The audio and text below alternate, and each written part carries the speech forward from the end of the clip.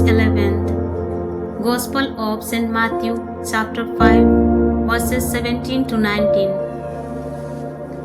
This passage takes place during the Sermon on the Mount. Jesus is speaking to his disciples, addressing potential concerns that his new teachings might contradict the Old Testament. He clarifies his mission, emphasizing continuity rather than distraction. Jesus states, "I have not come to abolish the law, but to fulfill them." Jesus brings the Old Testament law to its full intended purpose.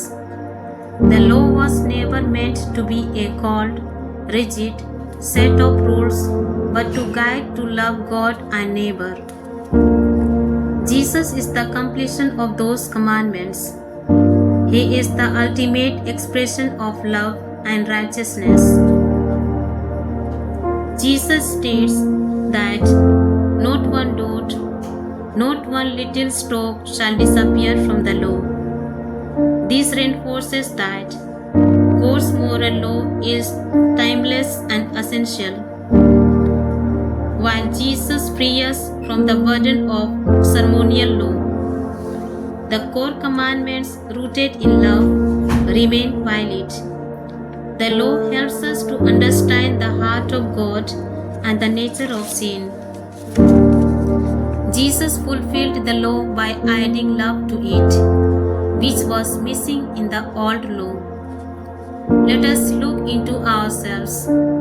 Do we follow God's laws with love and enthusiasm, or just out of obligation? Do we expect others to change and grow while resisting correction ourselves? Jesus' words challenges us to examine our hearts and motivations. We are called to take God's commandments seriously, not just following them outwardly, but inwardly from the heart. Jesus warns that breaking the least of these commandments makes one least in the kingdom, while keeping them makes one great. This challenges us to avoid a legalistic approach where we only obey rules to look good. True righteousness is transforming our hearts to align with God's will, a greater righteousness. For Jesus, love is the greatest value, and everything else should be subordinated and subjected to love. Hence, the repeated invitation of the Lord today is to love sincerely and help others to do the same.